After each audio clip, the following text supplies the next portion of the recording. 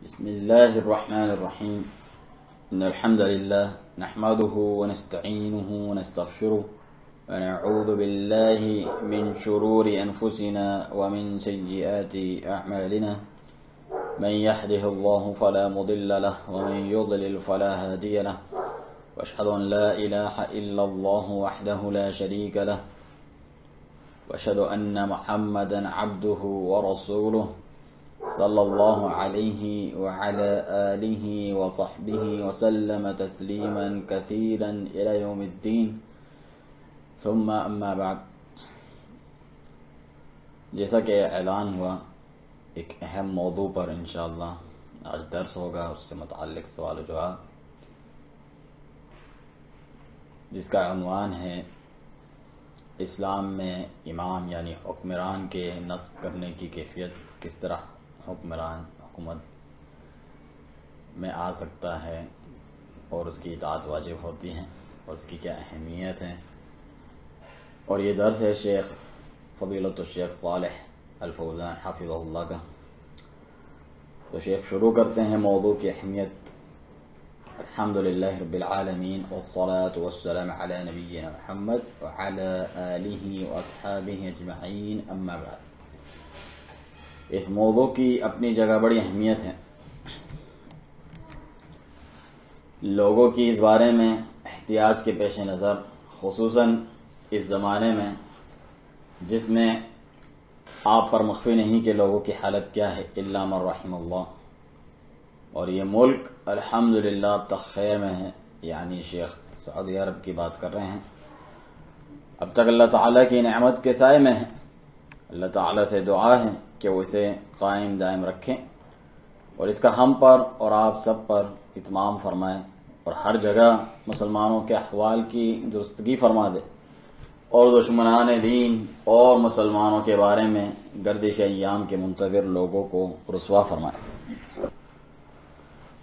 لزوم جماعت اور امام حکمران کی تنصیب کی اہمیت. بھائیو، بلا شبہ جماعت کے بغیر کوئی زندگی نہیں، نہ دین مستقیم رہ سکتا ہے اور نہ ہی دنیا مگر جماعت کے ساتھ ہی. اسی لیے اللہ تعالیٰ نے تفرقے اور اختلاف سے منع فرمایا اور اللہ تعالیٰ کی اطاعت کے تحت سننے اور جڑے رہنے کا حکم دیا ہے.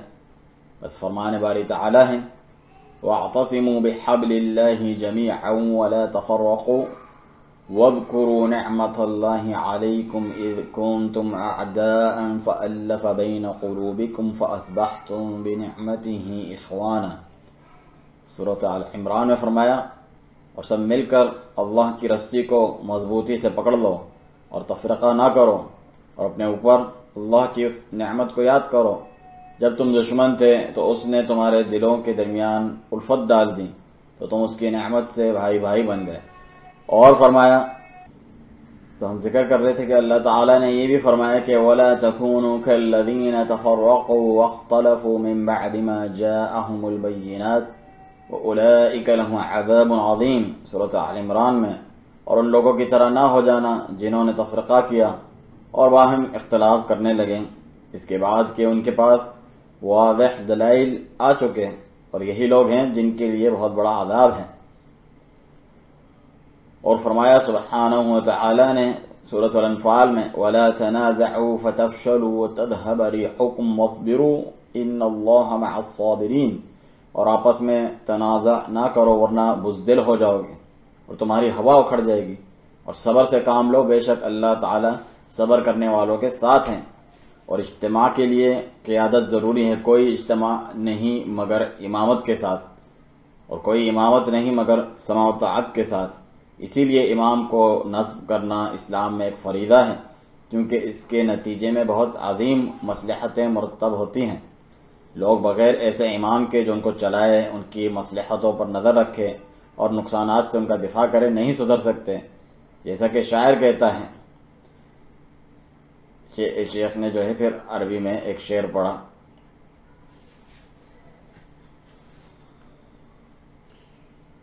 کہ یہی وجہ ہے کہ جب رسول اللہ صلی اللہ علیہ وسلم کی وفات ہوئی تو صحابہ کرام رضی اللہ عنہم نے اپنے لیے امام نصب کرنے میں جلدی کی، اس سے بھی قبل کہ وہ رسول اللہ صلی اللہ علیہ وسلم کی تجہیز و تکفین و تدفین کرتے، کیونکہ وہ اس بات کی اشد ضرورت کا علم رکھتے تھے، اور یہ کہ مسلمانوں کے لیے امام کی تنصیب کے بغیر وقت گزارنا خواہ وہ کتنا ہی تھوڑا اور معمولی ہو ٹھیک نہیں۔ بس ان کا کلمہ مجتمع ہو گیا رضی اللہ عنہم۔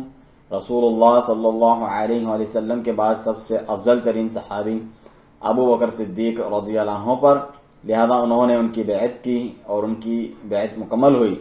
اس کے بعد وہ رسول اللہ صلی اللہ علیہ وسلم کی تجہیز و تکفین و تدفین کی طرف متوجہ ہوئے، جو کہ اس خلیفہ کے وجود کی اہمیت کو اجاگر کرتا ہے، اور ایسے امام حکمران کا وجود اور اس کو نصب کرنا دین کی ضروریات میں سے ایک اہم ضرورت ہے اور زندگی کی ضرورت میں سے ہے۔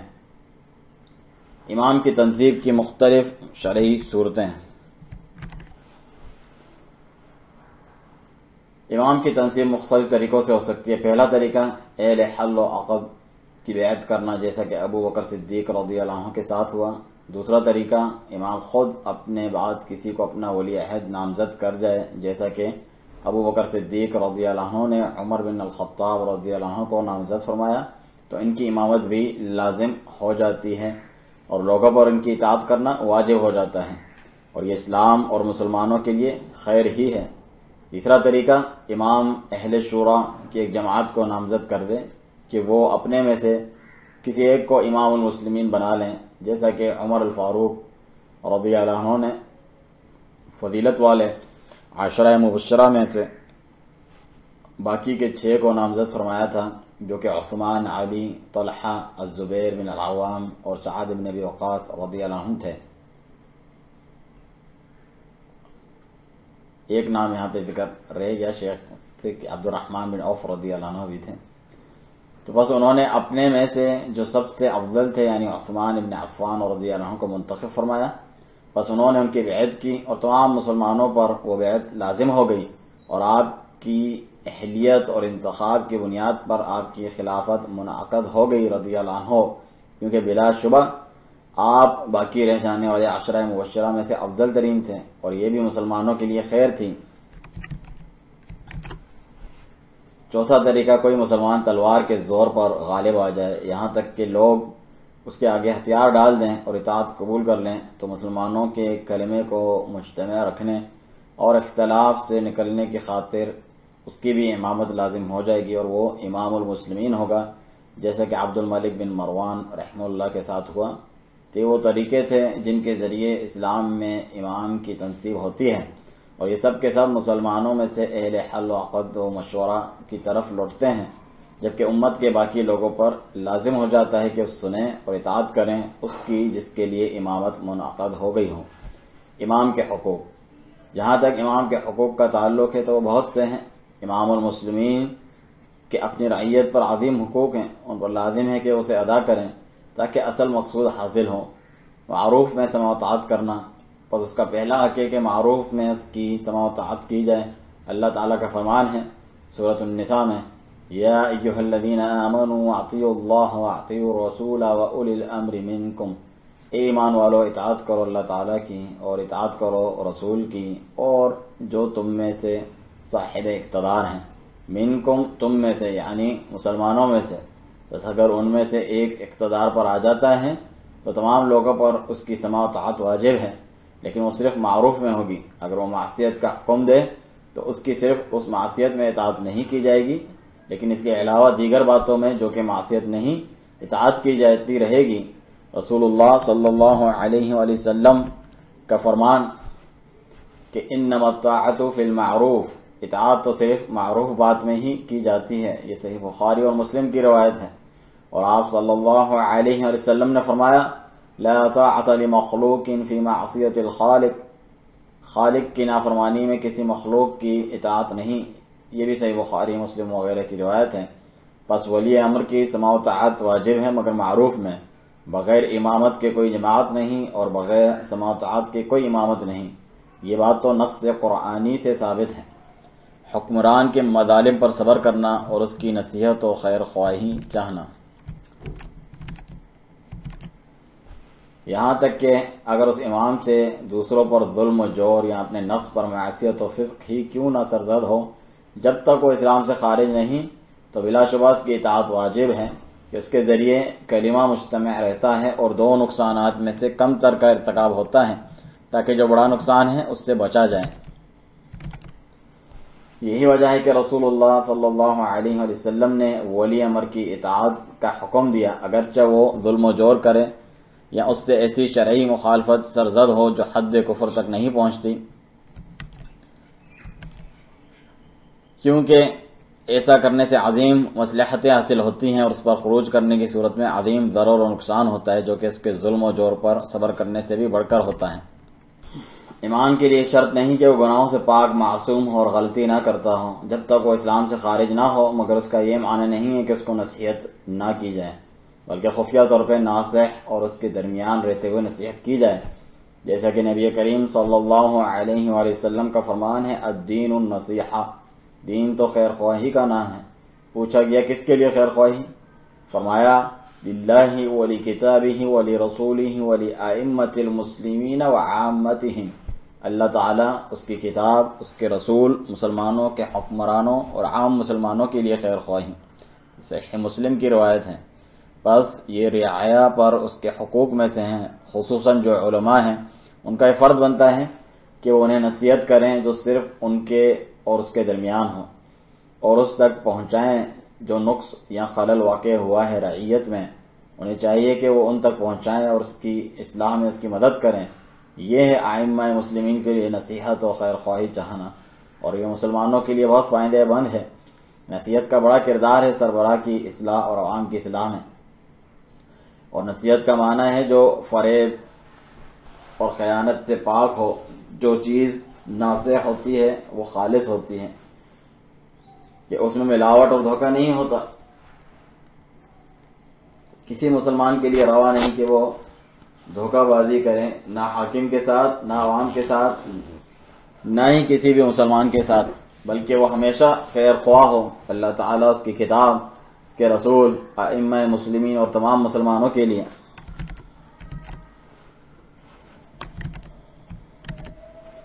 جو کام حکمرانوں کی طرف سے سپرد کیا جائے اسے بحسن خوبی انجام دیا جائے، اور ولی امر کی نصیحت چاہنے میں یہ بھی ہے کہ جو کام وہ اپنے وزراء، گورنروں اور ملازمین کے سپرد کریں وہ اسے بحسن خوبی انجام دیں۔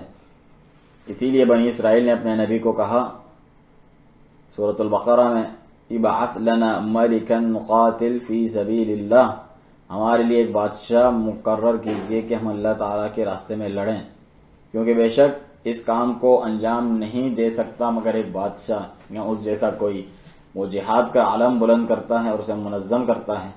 اللہ عز و جل فرماتے ہیں، وَإِذْ قَالَ رَبُّكَ لِلْمَلَائِكَةِ إِنِّي جَاعِلٌ فِي الْأَرْضِ خَلِيفَةً، اور جب تمہارے رب نے فرشتوں سے کہا بے شک میں زمین میں خلیفہ بنانے والا ہوں۔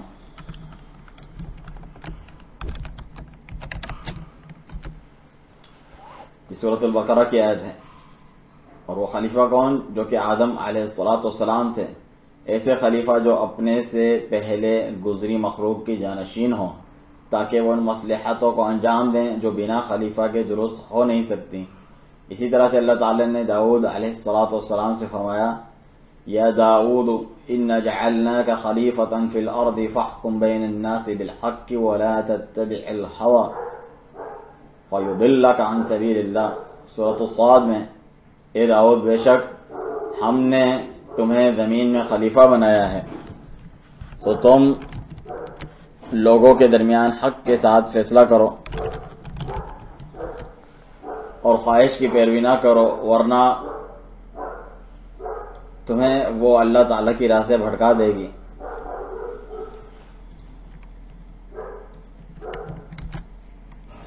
لازم ہے کہ خلیفہ کا وجود ہو اور اسی کے قائم مقام امیر ہوتا ہے اور امام، اور ہر وہ جس کو اللہ تعالیٰ نے مسلمانوں کے امور کا والی بنایا ہو۔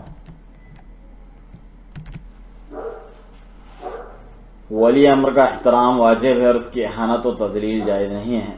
ولی امر کی احانت جائز نہیں کہ آپ اس کی شان میں تنقید کریں، اس کے خلاف بولیں اور لوگوں کے سامنے اس کی قدر گھٹائیں، یہ حرام ہے۔ اور ایک اثر میں آیا ہے کہ من احان ولی الامر احانہ اللہ، یعنی السنہ لابن عاصم کی روایت ہے ابو بکرہ رضی اللہ عنہ سے کہ میں نے رسول اللہ صلی اللہ علیہ وسلم کو فرماتے ہوئے سنا، السلطان ذل اللہ فی الارض فمن اکرمہ اکرم اللہ ومن اہانہ اہانہ اللہ۔ یہ حدیث حسن ہے، اس کی تخریج کے لیے اصل کتاب آپ دیکھیں تو سلطان حکمران زمین میں اللہ تعالیٰ کا سایہ ہے، جس نے اس کا اکرام کیا تو اس نے اللہ تعالیٰ کا اکرام کیا، اور جس نے اس کی احانت کی تو اللہ تعالیٰ بھی اسے ذلیل فرما دے گا۔ تو ضروری ہے کہ ولی امر کا احترام کیا جائے، کیونکہ اس کا احترام دراصل اسلام اور مسلمانوں کا احترام ہے اور ان کے اس منصب کا احترام ہے۔ اسی لیے رسول اللہ صلی اللہ علیہ وآلہ وسلم نے فرمایا، اوصیکم بتقوی اللہ والسمع والطاعہ وان تأمر علیکم عبد، میں تمہیں اللہ تعالیٰ کا تقوی اختیار کرنے کی وصیت کرتا ہوں اور حکومت کی بات سننے اور اطاعت کرنے کی، اگرچہ تمہارا حاکم کوئی غلام ہی کیوں نہ ہو۔ یہ سنن ترمذی کی صحیح روایت ہے۔ اور ایک روایت میں فرمایا حبشی، خواہ حبشی ہی کیوں نہ ہو، یہ صحیح بخاری کی روایت ہے۔ اور ایک روایت میں ہے مجدع الاطراف، خواہ ناک کان کٹا ہی کیوں نہ ہو، یہ صحیح مسلم کی روایت ہے۔ اگر وہ امیر بن جائے تو بے شک اس کی بھی سننی ہے اور اطاعت کرنی ہے، اس کی شخصیت کی طرف نہیں دیکھنا، اور جو کچھ نقص اس کے نسب یا بدن میں پایا جاتا ہے بلکہ صرف اس کے منصب کی طرف دیکھنا ہے، بس اس کا احترام کرنا ہے اور اسے بڑا سمجھنا ہے۔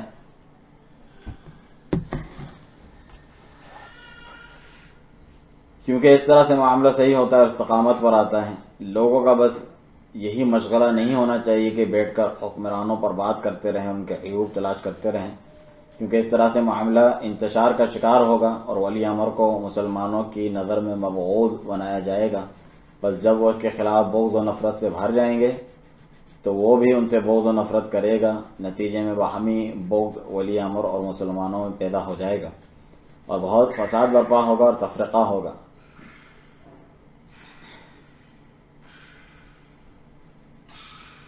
یہی وجہ ہے کہ رسول اللہ صلی اللہ علیہ وسلم نے بھی فرمایا، جیسے کہ حدیث میں ہے، شیخ کے کلام سے ہٹ کر یہ بیان کیا جا رہا ہے صحیح مسلم میں، کہ خیار ائمتکم الذین تحبونہم ویحبونکم وتصلون علیہم ویصلون علیکم وشرار ائمتکم الذین تبغضونہم ویبغضونکم وتلعنونہم ویلعنونکم، تمہارے بہترین امام وہ ہیں جن کو تم پسند کرتے ہو اور وہ تم کو پسند کرتے ہیں، تم ان کے لیے دعائیں کرتے ہو وہ تمہارے لیے دعائیں کرتے ہیں، اور تمہارے بدترین حاکم وہ ہیں جن کو تم ناپسند کرتے ہو اور وہ تم کو ناپسند کرتے ہیں، تم ان پر لعن طعن کرتے ہو اور وہ تم پر لعن طعن کرتے ہیں۔ تو شیخ صالح الفوزان حفظہ اللہ فرماتے ہیں لہذا واجب ہے کہ ان امور کا لحاظ کیا جائے، کیونکہ اسی میں اسلام اور مسلمانوں کی بھلائی ہے، بلکہ مسلمانوں کی بھلائی اس میں ولی امر سے بڑھ کر پنہاں ہے۔ ولی امر کو تو اس ذمہ داری کا بوجھ اٹھانا پڑتا ہے، تھکتا ہے، نیندیں اڑاتا ہے اور ساتھ میں خطرات کا ہمہ وقت سامنا رہتا ہے، مگر ان سب باتوں کی مصلحت و بھلائی مسلمانوں کو حاصل ہوتی ہے۔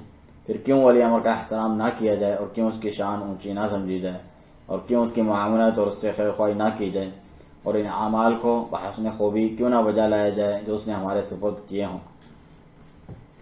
یہی مسلمانوں کی مصلحت عامہ کا تقاضا ہے، یہاں تک کہ اگر ایسا کرنے میں کسی شخص کو ذاتی طور پہ کوئی ضرر پہنچ بھی جائے تو وہ اس کو تحمل سے برداشت کرے تاکہ مصلحت عامہ برقرار رہے اور کلمہ مجتمع رہے اور امور کی اصلاح ہو، چنانچہ وہ پوری جماعت و امت کے ضرر کی تلافی کے طور پر اس شخصی ضرر کو سہ لے۔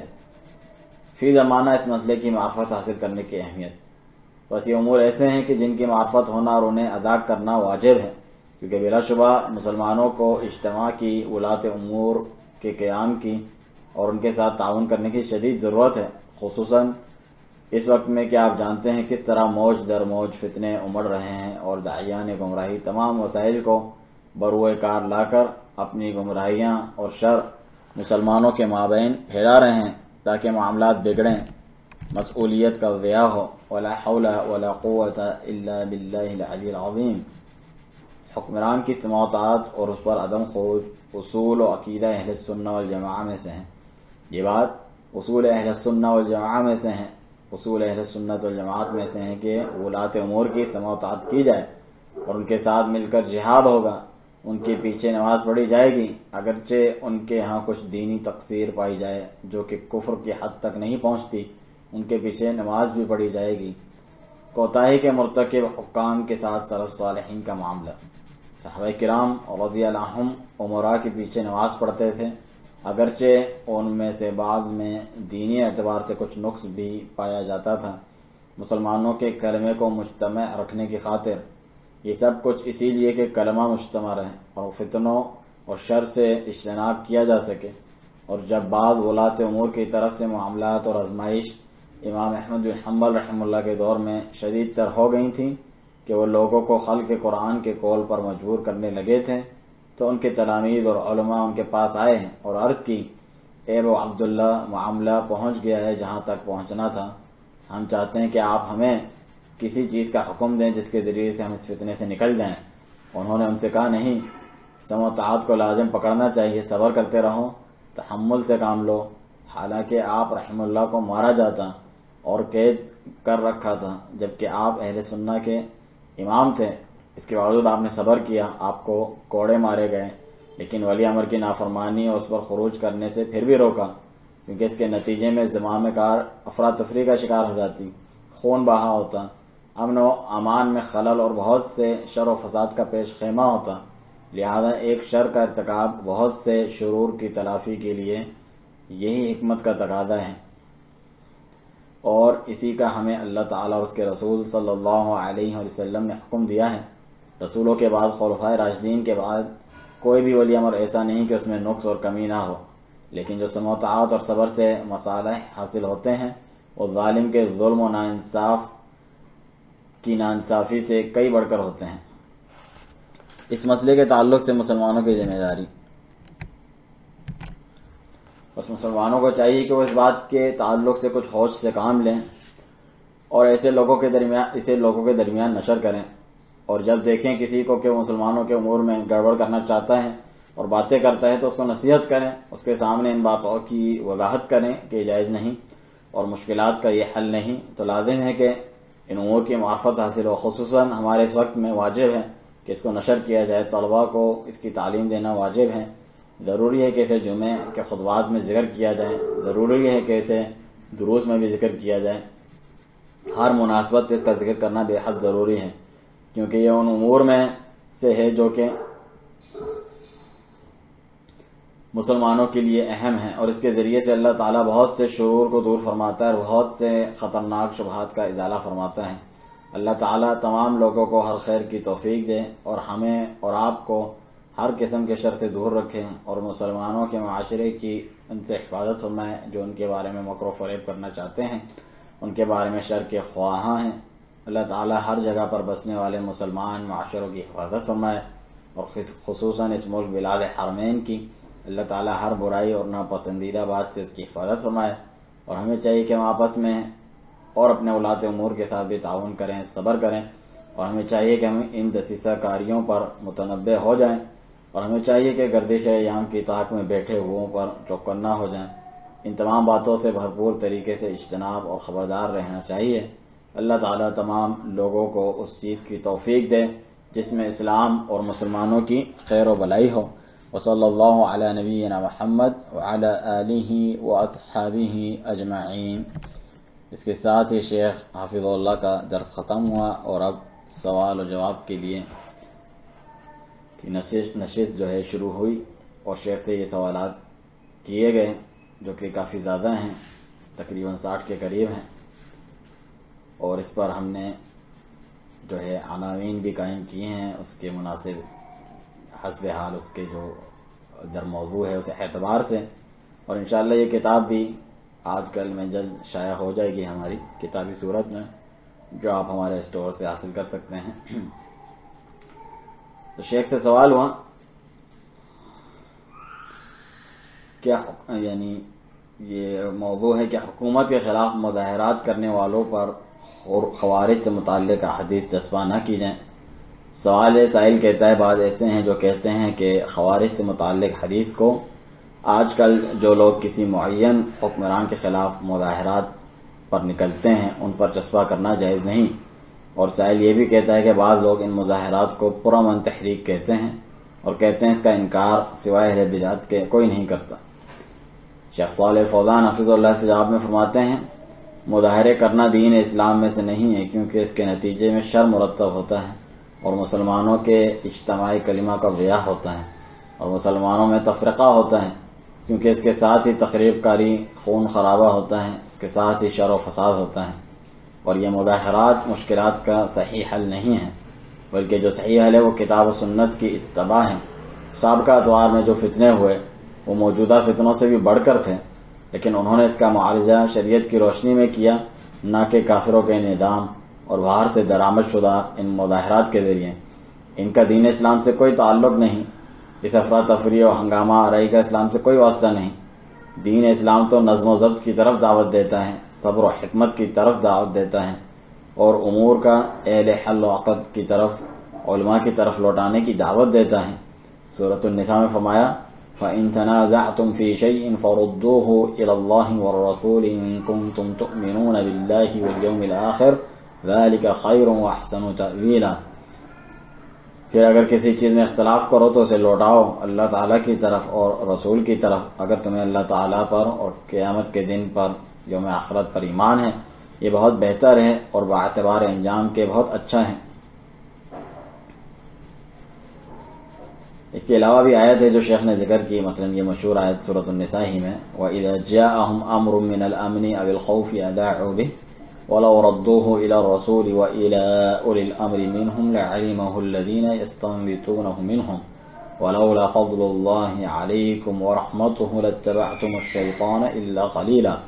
جہاں انہیں کوئی خبر امن کی یا خوف کی ملی انہوں نے اسے نشر کرنا شروع کر دیا، حالانکہ اگر یہ لوگ اسے رسول کے اور اپنے میں سے اولو الامر حکمران علماء وغیرہ کے حوالے کر دیتے تو اس کی حقیقت وہ لوگ معلوم کر لیتے جو صحیح استنباط کرتے ہیں، اور اگر تم پر اللہ کا فضل اور اس کی رحمت نہ ہوتی تو بہت تھوڑے لوگوں کے سوا تم سب شیطان کے پیچھے لگ جاتے ہیں۔ آگے سوال، کیا ولی عہدی پر امام بننے والے کے لیے بھی عوام سے مشاورت ضروری ہے؟ سوال یہ ہے کیا جسے ولی عہدی کے طور پہ امامت حاصل ہو جائے کیا وہ ایسا امام بن جائے گا جس کو امام والے حقوق ملیں گے، یا پھر ضروری ہے کہ امت سے بھی اس بارے میں مشاورت ہوگی تاکہ اس کے بعد ہی اسے امامت والے حقوق ملیں؟ شیخ حافظ اللہ کے جواب میں فرماتے ہیں ابو بکر صدیق رضی اللہ عنہ نے عمر رضی اللہ عنہ کو ولی عہد بنایا، ان کی امامت لازم ہو گئی، کسی بھی صحابی نے اس سے معارضہ نہیں کیا، بلکہ ان کی ولایت تمام ہوئی صرف ابو بکر رضی اللہ عنہ کی نامزدگی کی وجہ سے، اور پوری امت اپنے قائدین اور ولاۃ امور کی پیروی کرتی ہے اور اہل رائے حل و عقد کی تابع ہوتی ہیں۔ ہر ایک کوئی حق نہیں کہ وہ ولایت کے امور میں دخل اندازی کرے۔ غالب حکمران کو امام والے حقوق کب حاصل ہوں گے؟ سوال یہ ہے کہ سائل کہتا ہے حفظکم اللہ، اگر کوئی حاکم قوت کے زور پر غالب آ جاتا ہے تو کیا اس کی بھی سماع و طاعت واجب ہے یا پھر ضروری ہے اس کا انتخاب کیا جائے تب کہیں جا کر اسے امامت والا حق ملتا ہے؟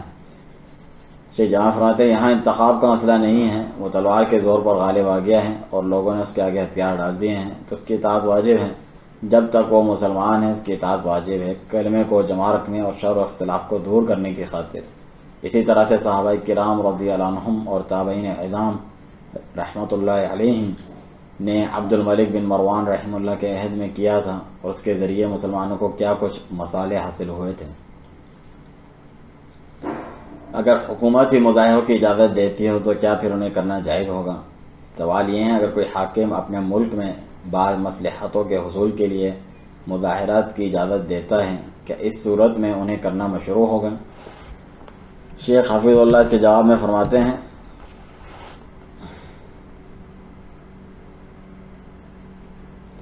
ایک مسلمان حاکم جو کہ شریعت پر عمل پیرا ہو ممکن ہی نہیں کہ وہ مظاہرات کی اجازت دے، اس کی اجازت تو وہی دیتے ہیں جو انسانی بنائے گئے نظاموں پر چلتے ہیں، لہذا ان کی مظاہرات کرنے کی اس رخصت کو نہیں لینا چاہیے اور نہ ہی اسلام اور مسلمانوں کے حق میں بہتر ہے۔ کیا پولیس کو حکومتی آرڈر پر مظاہرات اور دھرنے کو روکنا چاہیے؟ سوال ہوا کیا پولیس کے لیے جائز ہے حکمران کی سماع و اطاعت کرنا اس بات میں کہ وہ ان مظاہرات، لانگ مارچ اور دھرنوں کو روکے جو مسلم ممالک میں ہوتے ہیں؟ شیخ فرماتے ہیں بالکل، یہ پولیس کی ڈیوٹی میں سے ہیں۔ بے شک انہیں ایسے مظاہر کی روک تھام کرنی ہے جن میں معاشرے، حکومت اور مسلمانوں کے لیے خطرہ ہوتا ہے۔ یہ ان کی ڈیوٹی اور ذمہ داری میں سے ہیں کہ وہ اس کام کو انجام دیں، کسی پر زیادتی نہ کریں لیکن شر اور زیادتی سے لوگوں کو روکیں۔ یا حکمران کی حیثیت محض ایک وکیل کی سی ہے؟ سوال ہوا، سائل کہتا ہے حفظکم اللہ، بعض ایسے لوگ ہیں جو کہتے ہیں حکمران اور عوام کے درمیان تعلق عقد، معاہدے اور وکالت کا سا ہوتا ہے، بس اگر حاکم اس عقد میں کوتاہی کا مرتکب ہوتا ہے تو اس پر خروج اور اسے معزول کرنا جائز ہے، بس کیا یہ بات سنت میں سے ہے؟ شیخ حفظ اللہ جامع فرماتے ہیں یہ کلام باطل ہے۔ اہل علم نہیں کہتے تھے کہ ولی امر صرف وکیل ہے، کسی نے بھی ایسا نہیں کہا کہ اگر وہ اس وکالت پر عمل پیرا نہ ہو تو اس کی ولایت تحلیل ہو جائے گی۔ یہ اہل علم کے کلام میں سے نہیں ہے اور نہ ہی اس پر کوئی دلیل ہے کتاب اللہ میں سے اور نہ سنت رسول اللہ صلی اللہ علیہ وسلم میں سے، بلکہ صحیح ترین بات تو یہ ہے کہ یہ نو ایجاد یافتہ اور باہر سے درآمد شدہ قول ہے۔ کیا ولایت اور حکومت محض اہل بیت کے ساتھ خاص ہیں؟ سائل کہتا ہے جو یہ کہے کہ ولایت تو صرف اہل بیت کے لیے خاص ہے اور اس کی طرف دعوت دے تو ایسے کو کیا جواب دیا جائے؟ شیخ فرماتے ہیں یعنی کیا پوری کی پوری گمراہ تھی، پوری کی پوری امت گمراہ تھی جب انہوں نے اہل بیت کے علاوہ دوسروں کی بیعت کی؟ ولایت تو ہر اس کے لیے ثابت ہے جو اس کے بار کو کسی بھی شرعی جواز کے تحت اٹھا سکے، خواہ وہ اہل بیت میں سے ہو یا ان کے علاوہ کسی میں سے۔ کیا یہ بات صحیح ہے اگر حکام ہمارے حقوق دیں گے تو ہی ہم ان کے حقوق دیں گے ورنہ نہیں؟ سوال ہوا کیا سماع و اطاعت کی اصل معاوضے کے باب میں سے ہیں، یعنی اگر حکمران ہمارے حقوق دیں گے تو ہم ان کی سماع و اطاعت کریں گے اور اگر ہمارے حقوق روکیں گے تو ہم ان کی سماع و اطاعت نہیں کریں گے؟ شیخ فرماتے ہیں اگر وہ ہمارے حقوق روکیں گے تو ہم صبر کریں گے، ہمارے حق میں سے جو رہ جائے گا اس پر ہم صبر کریں گے اور حکمران پر خروج نہیں کریں گے، کیونکہ اس میں کلمے کو جمع رکھنا ہے اور اس عظیم خطرے کو ٹالنا ہے جو کہ ہمارے جزئی حق کے فوت ہو جانے سے کئی بڑھ کر ہیں، حق کے کلی حق کے جزئی سے زیادہ ضروری ہیں۔ یہ بات غائب درجے واضح ہیں، لیکن اہل احوا، خواہش پرست لوگ ایسی باتیں اور بہانے اور باطل مخارج تلاش کرتے رہتے ہیں کہ بعض لوگوں پر خروج ہو پائے، لیکن بہرحال اس سے خبردار رہنا لازم ہے۔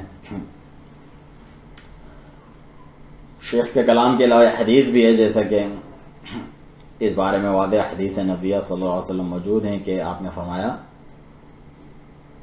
اسمعوا واطیعوا فانما علیہم ما حملوا علیکم ما حملتم، صحیح مسلم میں سنو اور اطاعت کرو کیونکہ ان کے ذمہ وہ ہے جو ان کی ذمہ داری ہے اور تمہارے ذمہ وہ ہے جو تمہاری ذمہ داری ہے۔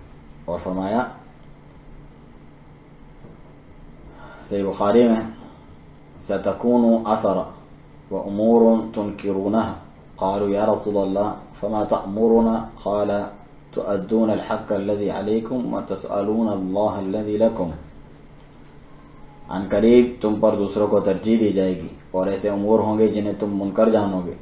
عرض کی یا رسول اللہ آپ ہمیں کیا حکم دیتے ہیں ایسے حالات میں؟ فرمایا جو حق تم پر ان حکام کا بنتا ہے وہ ادا کرو اور جو تمہارا حق بنتا ہے وہ اللہ تعالیٰ سے طلب کرو۔ اور ایک روایت میں ایسے بخاری کی اعطوہم حقہم فإن اللہ سائلہم عما استرعاہم، انہیں ان کا حق دو کیونکہ بلا شبہ اللہ تعالیٰ رعایا سے متعلق جو ان کی ذمہ داری تھی اس بارے میں ان سے سوال کرے گا۔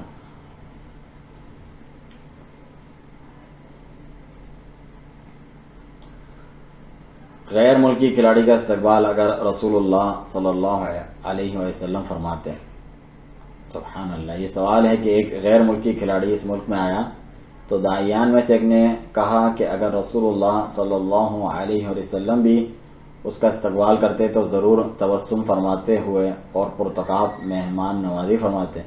کیا اس کھلاڑی کے استقبال کا یہی منہج ہے؟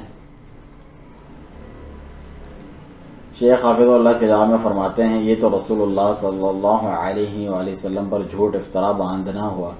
کس نے اس قائل کو بتایا کہ بے شک رسول اللہ صلی اللہ علیہ وآلہ وسلم اگر اس کھلاڑی سے ملتے تو چہرے پہ تبسم ہوتا، خندہ پیشانی سے ملتے؟ یہ تو اپنی طرف سے رسول صلی اللہ علیہ وسلم پر جھوٹ افطرا ہے. اگر وہ کھلاڑی مسلمان ہے تو ظاہر اسے خندہ پیشانی سے مل کر اسے سلام کر کے اسے اس کھیل تماشے کو ترک کر کے سنجیدہ اور نفع بخش زندگی گزارنے کی نصیحت کی جاتی. اور اگر وہ غیر مسلم ہے تو اس تبسم کی ضرورت نہیں ہے، البتہ اس کے ساتھ کوئی زیادتی نہ کی جائے جب تک وہ مسلمانوں کے درمیان ہے، یہاں تک کہ وہ اپنے ملک لوٹ جائے. سوال ہوا اگرچہ ایسا کرنا دعوت اللہ اور اسلام کی جانب دعوت کے باب میں سے ہو. شیخ جواب فرماتے ہیں اس نے سوال میں یہ نہیں کہا تھا کہ اسے اسلام کی دعوت دے رہے ہیں، بلکہ کہا کہ محض کھلاڑی ہونے کی وجہ سے مسرت کا اظہار فرما رہے ہیں، کیونکہ وہ اسپورٹس میں کوئی سپر اسٹار ہے یا اس جیسا کوئی. یہاں ہاں جہاں تک بات ہے اسلام کی جانب دعوت دینے کی تو اسے دعوت دی جائے گی، بلکہ ہر ایک کو ہی اسلام کی جانب دعوت دی جائے گی. خروج کی مختلف انواع و اقسام. سوال ہوا جو کہ خروج کی طرف دعوت دیتا ہے لیکن یہ کہتا ہے کہ جماعت المسلمین سے خروج کا یہ مطلب نہیں کہ مظاہرات اور اظہار رائے سے خروج کیا جائے، بلکہ جس خروج سے ڈرایا گیا ہے وہ مسلح خروج ہے. شیخ جواب میں فرماتے ہیں خروج کی انواع ہیں. ان میں سے ایک کلام کے ذریعے خروج ہے. اگر وہ ولی امر کے خلاف خروج پر اکساتا ہے اور اس کی ترغیب دیتا ہے تو یہ بھی خروج ہے، اگرچہ وہ اسلحہ نہ بھی اٹھائیں. بلکہ کبھی تو یہ والا خروج مسلح خروج سے بھی زیادہ خطرناک ہوتا ہے، جو فکر خوارج کو پھیلاتے ہیں اور اس کی ترغیب دیتے ہیں. یہ اسلحہ اٹھانے والوں سے بھی زیادہ خطرناک ہیں. اسی طرح دل سے بھی خروج ہوتا ہے. اگر کوئی ولی امر کی ولایت کا اعتقاد نہ رکھے اور جو اس کے شرعی حقوق بنتے ہیں ان کا بھی اعتقاد نہ رکھیں اور مسلمانوں کے اولاد منہ سے بغض رکھنے کی رائے رکھتا ہوں تو یہ دل سے خروج ہے. چنانچہ خروج کبھی دل اور نیت سے ہوتا ہے تو کبھی کلام و زبان سے اور کبھی اسلحہ سے. اس کے علاوہ آپ ہماری ویب سائٹ پہ دیکھ سکتے ہیں کیا حکمرانوں کے خلاف خروج صرف تلوار سے ہوتا ہے. اس میں علماء کرام کے کلام جمع ہیں، جیسا کہ مشہور حدیث ہے خوارج کا جو اصل بانی تھا ذوالخویسرہ، اس نے بھی رسول اللہ صلی اللہ علیہ وسلم کی تقسیم پر اعتراض کر کے زبان سے ہی خروج کیا تھا. جیلوں میں بند کارکنان کی رہائی کے لیے بازاروں میں مظاہرے کرنا. شیخ صالح الفوزان حفظ اللہ سے سوال ہوا سماحت الشیخ آپ کی ان لوگوں کو کیا نصیحت ہے جو بازاروں کے اندر اور تجارتی مراکز میں جلوس نکالتے ہیں اور فیملیز وغیرہ کے لیے راستے اور چلنا پھرنا تنگ کر دیتے ہیں اور مطالبہ کرتے ہیں کہ ہمارے جیلوں میں بند تمام کارکنان کو نکالا جائے. شیخ فرماتے ہیں یہ سب باتیں دین اسلام میں سے نہیں ہیں. مظاہرات اور دھرنے یہ سب باہر سے درآمد شدہ باتیں ہیں اور یہ افراتفری و ہنگامہ آرائی ہے. حالانکہ اسلام کبھی بھی اس افراتفری اور ہنگامہ آرائی کا حکم نہیں دیتا اور اس میں ولی امر کی نافرمانی بھی ہے اور مسلمانوں میں خوف و ہراس پھیلانا بھی ہے. جو لوگ جیل میں ہیں اگر ان میں سے جو ناحق جیل میں ہیں تو ولی امر کے پاس جا کر اس کی وضاحت کریں اور اس کی بے گناہی کی صفائی پیش کریں. اس سے بغیر مظاہرات اور دھرنے کے ویسے ہی بات کریں، مطالبہ کریں ان کی رہائی کا. اس کا اسلام سے کوئی تعلق ہی نہیں ہے، باہر سے آئی ہوئی چیزیں ہیں یہ سب، اور یہ دراصل ولاۃ منہ پر خروج کی بنیادیں ہوتی ہیں. جدید وسائل مواصلات کو حکومت مخالف مہم کے لیے استعمال کرنا. شیخ حفیظ اللہ سے سوال ہوا بعض داعیان کے پاس اپنی دعوت کے لیے یہ وسیلہ ہے کہ وہ جدید وسائل مواصلات کو استعمال کر کے خبریں نشر کرتے ہیں، چاہے یہاں داخلی طور پر ہوں یا پھر عراق وغیرہ میں. اس کا کیا حکم ہے؟ جزاکم اللہ خیرا. شیخ جواب میں فرماتے ہیں یہ تو خروج کی ترغیب دینے میں سے ہیں تاکہ لوگ بھی اسی کی راہ پر چلیں. جو کچھ اس پر بیتی اس پر صبر کریں. وہ لوٹ آئے گا مگر اس سے حاصل کیا ہوگا؟ اور وہ نکلا اور چلا گیا، اس سے بھی کیا استفادہ ہوا؟ مسلمانوں کو آخر اس سے فائدہ ہی کیا ہوا؟ کوئی فائدہ نہیں ہوا. کیا حکومت کی سماعتات کا عقیدہ قدیم حکمرانوں نے اپنے مفاد کے لیے گڑھا تھا؟ شیخ سوال ہوا شیخ سے بعض لوگ یہ الزام رکھتے ہیں کہ سماعتات کی اصل در حقیقت ایک سیاسی عقیدہ ہے جسے سلف کے زمانے میں حکام نے اپنی سلطنت کے دفاع کے لیے گڑا تھا. آپ سماعت و شیخ کی اس بارے میں کیا رائے ہیں؟ شیخ فرماتے ہیں سبحان اللہ کہ یہ بات قرآن مجید میں نہیں ہے کہ یا ایھا الذین آمنوا اطیعوا اللہ واطیعوا الرسول واولی الامر منکم، سورۃ النساء میں، اے ایمان والو اطاعت کرو اللہ تعالیٰ کی اور اطاعت کرو رسول کی اور جو تم میں سے صاحب اقتدار ہیں.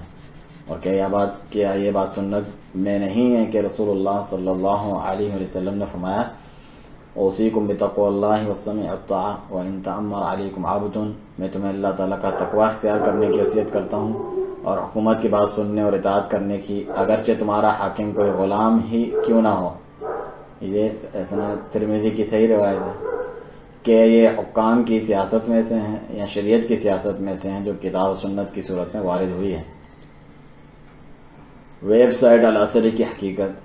سوال ہوا یہ ایک انٹرنیٹ ویب سائٹ الاثری کے متعلق پوچھ رہے ہیں کہ وہ آپ سماحت الشیخ کے بعد ایسے فتاوی ذکر کرتے ہیں کہ جو ان کے منہج کی تائید کرتے ہیں اور کہتے ہیں وہ لوگ غلو کرنے والے غلات ہیں اور مستعار ناموں کے ساتھ پوسٹنگ کرتے اور اہل علم کے مابین باہمی رنجشیں پیدا کرتے ہیں، خصوصاً شیخ ربیع المدخلی حفظ اللہ کے تعلق سے. کیا آپ اس بارے میں کچھ تعلیق فرمائیں گے؟ جزاکم اللہ خیرن. شیخ فرماتے ہیں جواب میں، آج کے دور میں جھوٹ بہت عام ہو گیا ہے. مجھ پر اور میرے علاوہ دوسروں پر بہت زیادہ جھوٹ بولا جاتا ہے. جو کوئی بھی میری جانب کوئی قول یا فتویٰ منسوخ کرتا ہے تو لازم ہے کہ اسے واضح طور پہ سامنے لائے، مفتی کی اپنی تحریر سے یا اس کی آواز میں، اس کی لکھائی میں یا اس کی آواز میں. البتہ بس یوں ہی اٹھا کر منسوخ کر دینا فلاں نے یہ کہا ہے اور فلاں نے یہ فتویٰ دیا ہے ناقابل قبول ہے، کیونکہ آج جھوٹ بہت افشا ہو چکا ہے اور اہل علم اور ولاۃ امور پہ بلکہ عموماً سب لوگوں کے بارے میں جھوٹ افطرا بہت زیادہ ہو چکا ہے. ان پر جھوٹ افطرا کرنا، جھوٹی باتیں منسوخ کرنا، باہمی رنجشیں پیدا کرنا، یہ سب باتیں شر پسندی میں سے ہیں. خوارج کا دفاع کرنے اور ان کے لیے نرم گوشہ رکھنے والوں کے بارے میں کیا موقف ہونا چاہیے؟ سوال ہوا ان لوگوں کے بارے میں کیا موقف ہونا چاہیے جو خوارج کی تعریف کرتے ہیں، ان کا دفاع کرتے ہیں اور انہیں اصلاح پسند لوگ گردانتے ہیں یا ان کی بدعت اور تکفیر جیسی باتوں پر سکوت اختیار کرتے ہیں.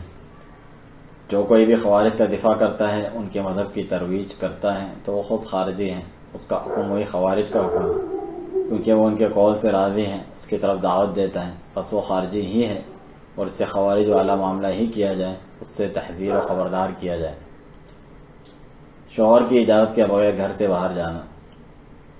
سائلہ پوچھتی ہے ان کا شوہر اس عورت کے خاندان کے حقوق کی ادائیگی میں کوتاہی کا شکار ہے اور اسے اپنے رشتہ داروں کی زیارت کرنے یا فون پر بات کرنے یا گھریلو ضروریات کی چیزیں لینے کے لیے گھر سے باہر نکلنے سے منع کرتا ہے. بس میرا اپنی اور اپنی اولاد کی ضروریات کی خاطر اس کی اجازت کے بغیر گھر سے نکلنا کیسا ہے؟ وجزاک اللہ خیرا. شیخ فرماتے ہیں باہر نکلنا جائز نہیں سوائے اس کی اجازت کے. اگر شوہر سے اس عورت کے یا اس کی اولاد کے حقوق میں کوتاہی و تقصیر ہوتی ہے تو اس کا معاملہ عدالت تک لے جایا جائے، پھر وہ اس کے اس دعوے کی حقیقت کو خود دیکھے گی. خریدار پر طلب علم کی شرط عائد کرنا. کیا کسی شخص کے لیے جائز ہے کہ وہ زمین بیچے لیکن خریدنے والے پر یہ شرط عائد کرے کہ وہ طلب علم کرے گا؟ شیخ فرماتے ہیں اس کا بیچنے سے کوئی تعلق نہیں ہے، اسے طلب علم ویسے ہی کرنا چاہیے اگرچہ وہ آپ سے زمین نہ بھی خریدے. آپ اسے طلب علم کا مشورہ دیں اگرچہ وہ آپ سے زمین خریدنے والا نہ بھی ہو، لیکن آپ کا یوں شرط لگا دینا کہ اس سودے کی شرط میں سے ہے کہ وہ طلب علم کرے تو اس کی کوئی اصل نہیں. اگر حقیقت یہ ہو کہ وہ نہ اہل علم سے ہے نہ ہی اسے طلب علم میں رغبت ہو تو کیا آپ اس پر جبر کریں گے؟ یہ بات ٹھیک نہیں ہے. طلب علم تو برضا و رغبت کرنے والا کام ہے، خود طالب علم کی جانب سے اس میں رغبت ہو. منکر کا انکار کرنے کے لیے ان کی جگہوں پر جانا. سوال ہوا نوجوانوں کے ایک گروہ کا منکر کے انکار کے لیے ایسی جگہوں پر جانا جہاں منکرات ہوتے ہوں، کیا یہ انکار منکر کے طریقے میں شمار ہوگا جس پر مسلمانوں کا عمل رہا ہے؟ شیخ فرماتے ہیں جی، اس کی طرف جانا، لیکن بازاروں میں منکر کا انکار صرف وہ کرے جس کی ذمہ داری ولی امر نے امر بالمعروف اور نہی عن المنکر کی لگائی ہے، وہ یہ فریضہ انجام دے. جبکہ ان کے علاوہ جو دوسرے ہیں اگر وہ کوئی منکر دیکھتے ہیں تو وہ اس کمیٹی کے صدر یا اس کمیٹی کے مرکز یا اس کے اراکین تک یہ بات پہنچا دے، اس بات کی انہیں خبر کر دے، لیکن اس کا خود سے پیش قدمی کرنا تو کسی ایسی چیز میں دخل اندازی نہ کریں جو اس کے سپرد نہیں کی گئی۔ ہاں البتہ وعظ و نصیحت اور حق بات پہنچا دینا یہ تو اچھی بات ہے۔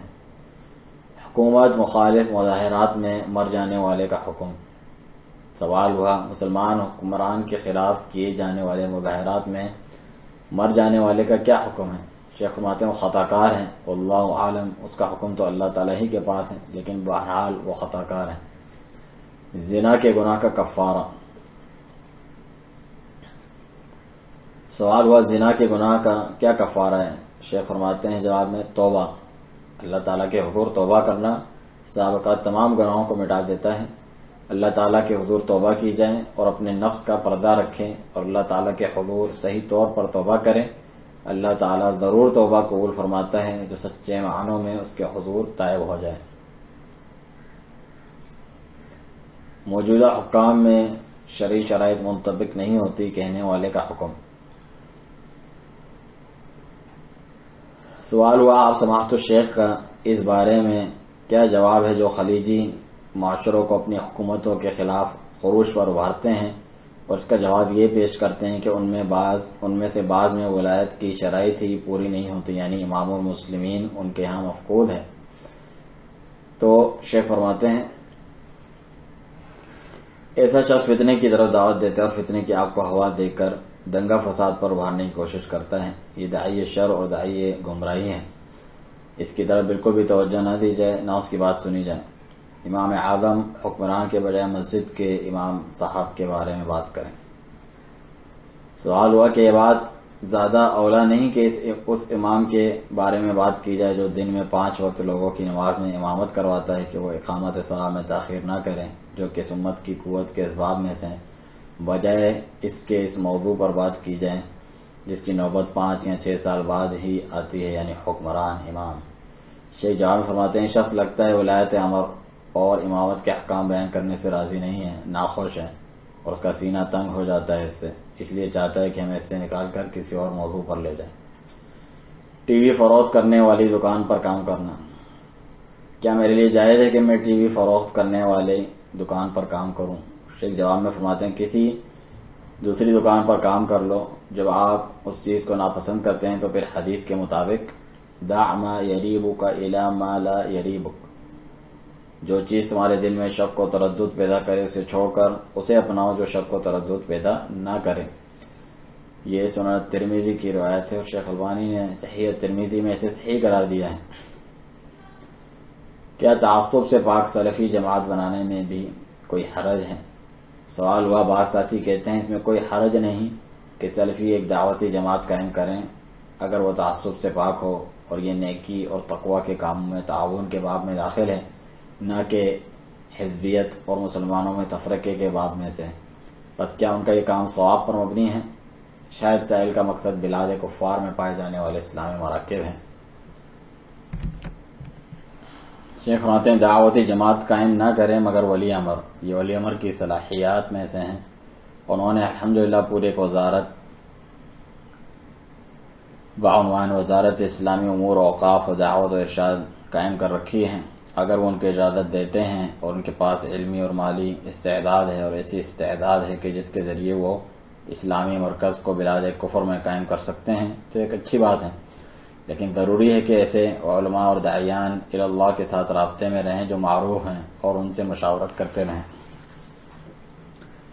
حاکم کے ظلم پر صبر کرنے کا حکم کو محض کسی شخصی و ذاتی معاملے تک محدود کرنا۔ سوال یہ ہے کہ امام ابن حجر اور النووی رحمہ اللہ کی طرف منسوب کیا جاتا ہے کہ انہوں نے اس حدیث پر تعلیق فرمائی وَإِن جَلَدَ ظَهْرَكَ وَأَخَذَ مَالَكَ، یعنی امیر کی اطاعت کرو اگرچہ تمہاری کمر پہ کوڑے برسائے اور تمہارا مال ہتھیا لے۔ مکمل حدیث کچھ اس طرح ہے کتاب الامارہ صحیح مسلم میں کہ یکونوا بعدی ائمہ لا یہدون بہدایا ولا یستنون بسنتی، میرے بعد ایسے حکمران آئیں گے جو میری ہدایت پر نہیں چلتے ہوں گے اور نہ ہی میری سنت کی پیروی کریں گے. وَسَيَقُومُ فِيهِمْ رِجَالٌ قُلُوبُهُمْ قُلُوبُ الشَّيَاطِينِ فِي جُثْمَانِ إِنْسٍ، اور ان قریب ان میں ایسے انسان کھڑے ہوں گے جن کے جسم انسانوں کے ہوں گے لیکن دل شیاطین کے دل ہوں گے. قَالَ قُلْتُ كَيْفَ أَصْنَعُ يَا رَسُولَ اللَّهِ إِنْ أَدْرَكْتُ ذَلِكَ، میں نے کہا اے اللہ کے رسول صلی اللہ علیہ وسلم اگر میں ایسے حالات پالوں تو کیا کروں؟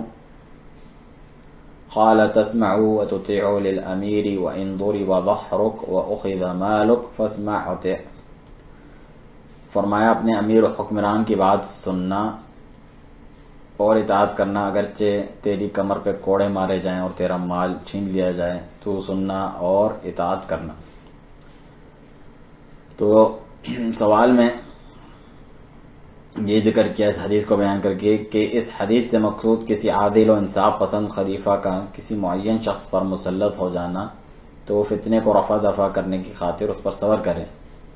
شیخ جوان فرماتے ہیں حدیث تو عام ہے، کسی معین کے متعلق نہیں ہے، پوری امت کے لیے یہ حدیث رسول صلی اللہ علیہ وآلہ وسلم عام ہے. جو کوئی اس کو اس کے معنی سے پھیرتا ہے تو اس کے یہاں ایسی ہوائے نفس پائی جاتی ہے جس کی وجہ سے وہ چاہتا ہے کہ اپنی ہوائے نفس اپنے مشرب و مذہب کے مطابق اس کی تشریح و تفسیر کریں، حالانکہ حدیث اس میں اس کا ساتھ نہیں دیتی. یہ حدیث بالکل عام ہے الحمدللہ، بلکہ ہم نے اسے امام النووی رحمہ اللہ کے کلام میں بھی نہیں پایا جس کا وہ حوالہ دیتے ہیں. ہم اس حوالے پر گئے اور اسے امام النووی رحمہ اللہ کے کلام میں نہیں پایا. سائل یعنی امام النووی رحمہ اللہ کی کتاب میں تلاش کرنے کے بعد یہ بات نہیں ملی آپ کو؟ شیخ فرماتے ہیں جی میں نے خود تلاش کی اور اسے نہیں پایا. کیا اپنے دوستوں کو نماز کا بار بار حکم دینے والا ان کا دشمن ہے؟ سائل کہتا ہے کہ وہ اپنے ساتھیوں کو نماز کا حکم دیتا ہے یہاں تک کہ باکثرت امر کرنے کی وجہ سے ان کے مطابق وہ ان کا دشمن بن چکا ہے. سماحت الشیخ آپ کی اس بارے میں کیا رائے ہے؟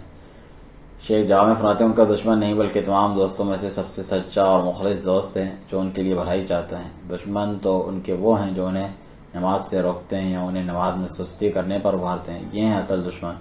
جبکہ جو انہیں نماز کا حکم دیتا ہے وہ تو ناصح اور خیر خواہ اور ان کے ساتھ نہایت مشفق ہے، اسے ان کی بہت پرواہ ہے، بلکہ ان لوگوں پر واجب ہے کہ اس کی قدر پہچانیں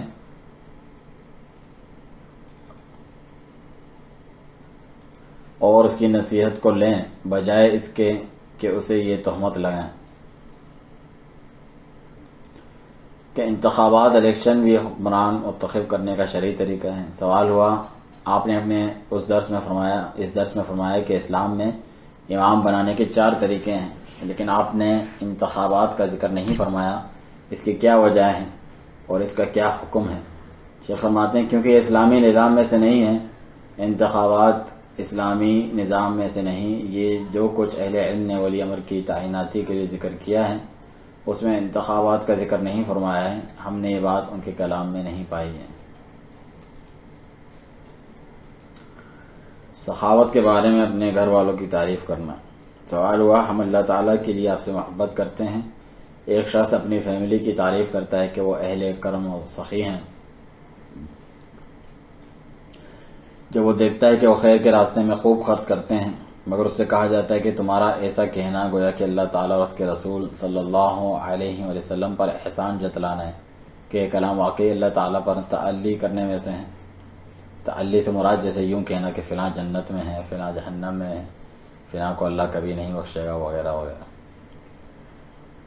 شیخ فرماتے نہیں ایسا نہیں ہے. اس کا یہ ذکر کرنا کہ بے شک اس کے اہل و عیال اہل کرم و صدقات ہیں یہ تو نعمت الہی کی تحدیث میں سے ہیں اور اپنے اہل وغیرہ میں سے اہل خیر کی تعریف کرنے والے میں سے ہیں. وہ تو بس اس بات کی خبر دے رہا ہے جو کچھ اس نے دیکھا یا اسے علم ہے.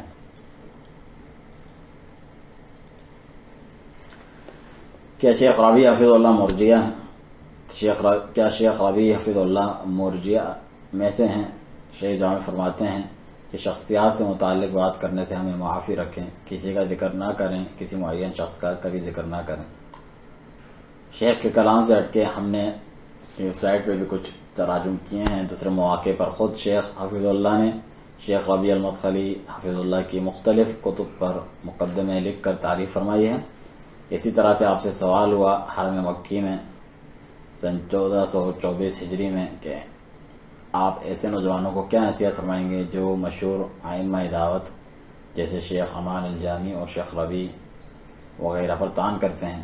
تو شیخ صالح الفوزان حفظ اللہ نے فرمایا کہ لوگوں کو اور قیل و قال کو چھوڑ دیجئے، ان مشائخ میں انشاءاللہ سلفی دعوت اور لوگوں کی تعلیم کے لیے خیر اور برکت ہے، اگرچہ ان سے بعض لوگ راضی نہ ہوں تو کوئی حیرت کی بات نہیں ہے۔ دنیا کی سب سے عظیم ہستی رسول اللہ صلی اللہ علیہ وآلہ وسلم تک سے تمام کے تمام لوگ راضی نہ تھے، یعنی کچھ ایسے بھی بدبخت ہیں جو رسول اللہ صلی اللہ علیہ وآلہ وسلم تک سے راضی نہ تھے، تو اسی لیے لوگوں کی نفسیات و احوا کا کوئی اعتبار نہیں۔ ہم ان مشائخ کے بارے میں حسن ظن رکھتے ہیں، ان کے بارے میں خیر کے سوا کچھ نہیں جانتے، اور ساتھ ہی مزید توفیق کے لیے بھی دعا گو ہیں۔ مزید تفصیل کے لیے آپ ہماری ویب سائٹ پر دیکھ سکتے ہیں مقالہ شیخ ربیع کی تعریف میں علماء کرام کے اقوال، لہذا علماء کرام کے جوابات شرعی اصولوں اور سنت کے مطابق مختلف مواقع، حالات اور مخاطبین وغیرہ کے لحاظ سے حکمت اپناتے ہوئے کبھی مختلف بھی ہوتے ہیں، اللہ عالم۔ تو ہم شیخ کی بات کی طرف آتے ہیں۔ اس کے بعد ہے سعودی حاکم کے علاوہ کسی حاکم کے بارے میں سوال۔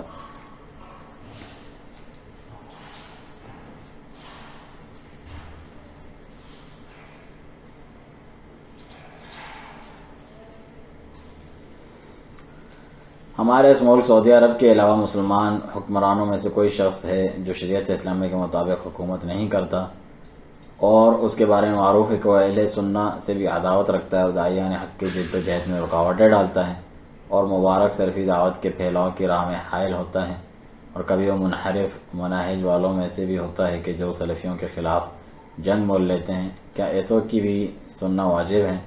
ہم اس بارے میں آپ کی طرف سے نصیحت کی امید رکھتے ہیں، وجزاکم اللہ خیرا۔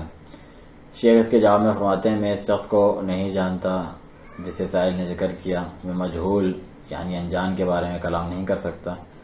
ہو سکتا ہے اس شخص کی کسی کے بارے میں خواہش نفس ہو اور چاہتا ہو کہ اس کے حق میں بلا تحقیق اور بنا دیکھے میرا کلام حاصل کر لیں۔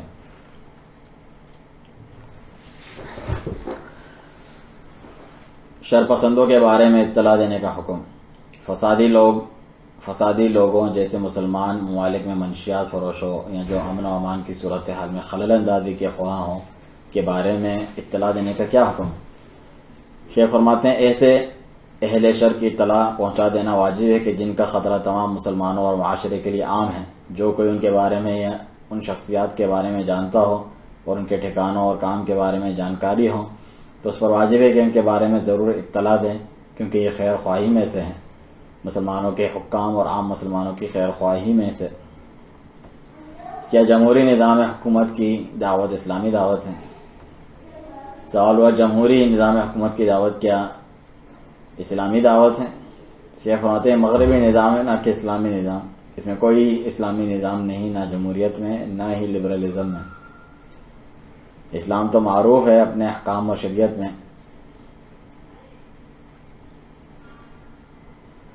جس میں یہ باہر سے درآمد شدہ مصطلحات نہیں پائی جاتی۔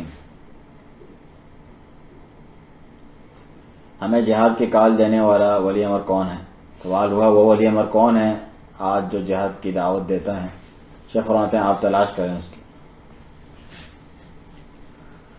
کیا شیخ ابن باز رحمہ اللہ مرتے دم تک تبلیغی جماعت اور اخوان المسلمین سے راضی تھے؟ سوال ہوا بعض ایسے داعیان ظاہر ہوئے ہیں جو کہتے ہیں کہ سماعت الشیخ ابن باز رحمہ اللہ اس حال میں فوت ہوئے کہ آپ تبلیغی جماعت اور اخوان المسلمین کی تعریف اور ان کے ساتھ جڑے رہنے کی نصیحت فرماتے تھے، بس کیا یہ کلام صحیح ہے؟ شیخ فرماتے ہیں کلام غیر صحیح ہے، ہم ان کے ساتھ 10 برس سے زیادہ بیٹھے، ہم نے نہیں سنا کہ آپ سوائے اہل سنت والجماعہ کے کسی کی تعریف کرتے ہوں۔ آپ دعوت بھی اہل سنت والجماعہ کی طرف دیتے تھے اور دیگر جماعتوں میں سے جو غلطی کرتا اس کو نصیحت کرتے کہ وہ اپنی غلطی سے رجوع کرے، چاہے تبلیغی ہوں یا ان کے علاوہ دوسرے۔ یہی بات میں نے اپنے شیخ یعنی شیخ ابن باز رحمہ اللہ کے بارے میں جانتا ہوں۔ عوام کو بس حکام کی اطاعت کرنے کا حکم بتانے پر اکتفا کرنا چاہیے یا ان کی مدح تعریف بھی کرنی چاہیے؟ سوال ہوا کہ عوام کے سامنے امام حکمران کی مدح کرنا یا اس کی تعریف میں مبالغہ کرنا جائز ہے یا پھر بس اسی پر اکتفا کرنا چاہیے؟ کہ لوگوں کو صبر سماع و طاعت کو لازم پکڑنے اور عدم خروج کا حکم دیا جائے۔ شیخ فرماتے ہیں اسے خاموشی کو لازم پکڑنا چاہیے، اور اگر وہ چاہتا ہے کہ لوگوں کو کچھ وضاحت کرے تو ولاۃ امور کی اطاعت اور سماع و طاعت کا اسلامی حکم بیان کرے کہ جس کا حکم اللہ تعالیٰ اور اس کے رسول صلی اللہ علیہ وسلم نے دیا ہے، اور ان کی ایسی غلطیوں پر صبر کی وصیت کرے جو حد کفر تک نہیں پہنچتی ہوں۔ مال کو لوٹانے کی نیت سے چوری کرنے کا حکم۔ کسی مال کو لوٹانے کی نیت سے چوری کرنا کیسا ہے؟ شیخ فرماتے ہیں مال لینا جائز نہیں سوائے اس مال والے کی رضا اور اجازت سے، واپس لوٹانے کی نیت سے بھی لینا جائز نہیں، اس مال والے کو اس کا علم نہ ہو اور اس نے اس کی اجازت نہ دی ہو۔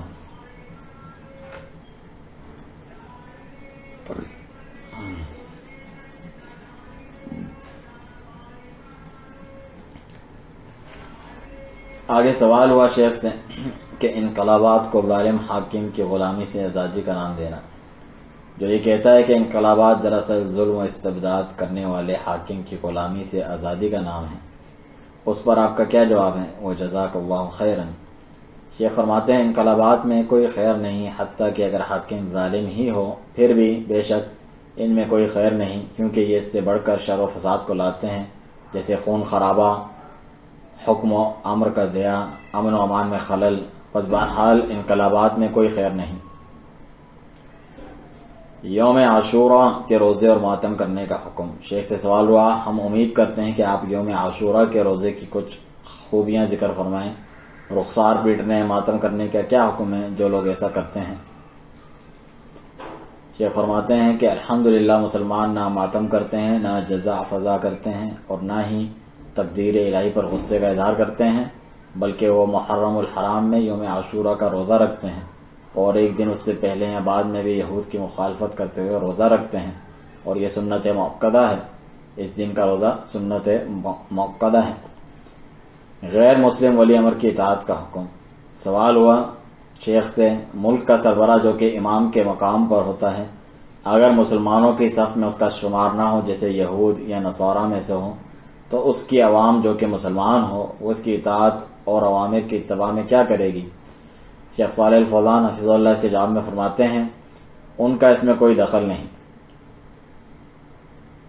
شیخ نے بس یہی جواب دیا، یعنی جب ہم بطور دین عقیدے اور اللہ رسول کی اطاعت میں ولی امر کی اطاعت کی بات کرتے ہیں تو اس سے مسلمان ولی امر مراد ہوتا ہے۔ تو شیخ نے بس یہی جواب دیا کہ ان کا اس میں کوئی دخل نہیں۔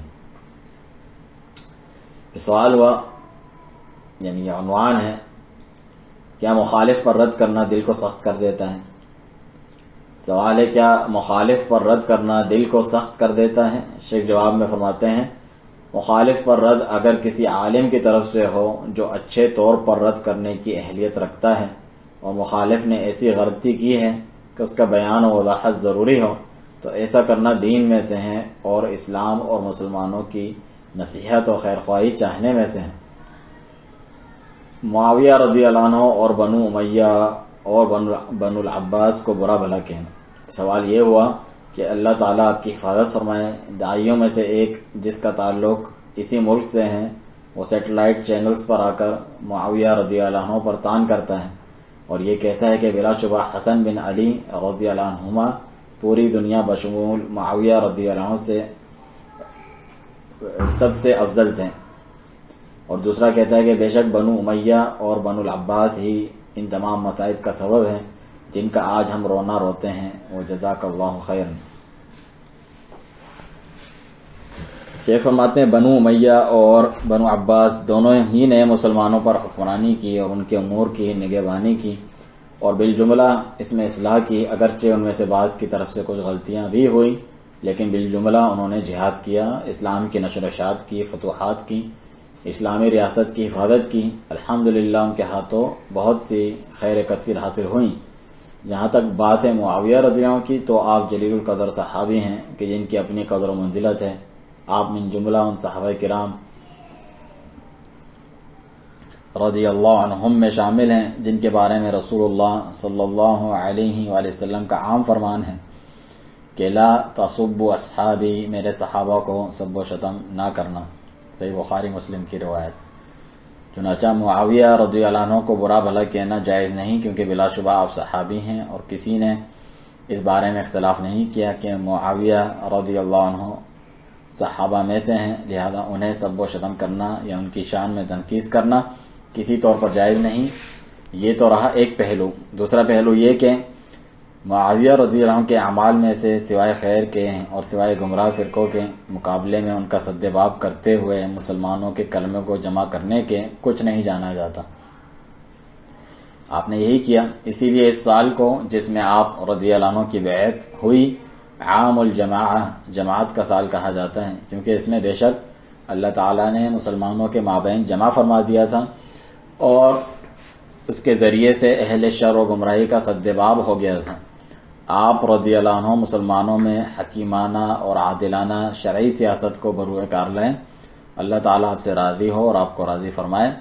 دوسری طرف حسن رضی اللہ عنہ ہیں تو آپ کی بہت عظیم فضیلت ہے بلا شبہ، آپ تو اہل جنت کے جوانوں کے سردار ہیں، بلکہ غور کریں کہ وہ حسن رضی اللہ عنہ ہی تو تھے جنہوں نے معاویہ رضی اللہ عنہ کے لیے اپنی خلافت سے دستبرداری فرمائی، تو کیا حسن رضی اللہ عنہ نے یہ غلطی کی؟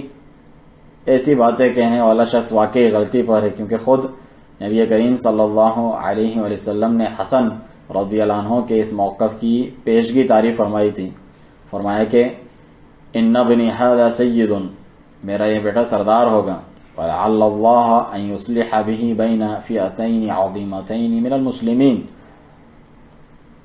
اور شاید کہ اللہ تعالیٰ اس کے ذریعے مسلمانوں کے دو بڑے گروہوں میں صلح کروا دے گا۔ اسے بخاری کی روایت ہے۔ بس آپ صلی اللہ علیہ وسلم نے ان کے اس موقف کی تعریف فرمائی کہ آپ رضی اللہ عنہ نے معاویہ رضی اللہ عنہ کے مقابلے میں اپنی خلافت سے دستبرداری فرمائی، مسلمانوں کے کلمے کو جمع رکھنے اور مسلمانوں کے خون بہنے سے بچانے کی خاطر، اور واقعی اس سے خیر کثیر حاصل ہوئی الحمدللہ۔ چنانچہ یہ بات خود حسن رضی اللہ عنہ کے فضائل میں سے ہیں۔ کیا حکام کے متعلق بیان کردہ احکام سے سعودی عرب کے ساتھ خاص ہیں؟ سوال ہوا کیا علماء کرام کے حکام پر برسر عام تنقید کے بجائے ان کا خفیہ طور پہ غلطی کا رد یا نصیحت کرنے کے بارے میں فتاوی کسی معین ملک کے ساتھ خاص ہیں یا یہ بھی تمام ممالک کے لیے عام ہے؟ شیخ صالح الفوزان حفظہ اللہ جواب میں فرماتے ہیں تمام مسلمانوں کے لیے خواہ وہ کسی بھی جگہ ہو عام ہے۔ نوکری کے ساتھ طلب علم کے لیے وقت نکالنا، جاب کے ساتھ طلب علم کرنا، اس کے لیے وقت نکالنے کے بارے میں سوال ہوا کہ میں چاہتا ہوں آپ مجھے نصیحت کریں۔ میرا حال یہ ہے کہ میں اس ملک میں مقیم ہوں اور چونکہ میں اپنی جاب میں مشغول رہتا ہوں تو طلب علم نہیں کر پاتا، لیکن اگر میں اپنے وطن واپس لوٹ جاؤں تو طلب علم کے لیے فارغ ہو سکتا ہوں۔ کہ آپ مجھے اس ملک سے سفر کر جانے کی نصیحت کرتے ہیں؟ جزاک اللہ خیرن۔ یعنی سعودی عرب سے شیخ سے متعلق جو ہے سوال کیا گیا۔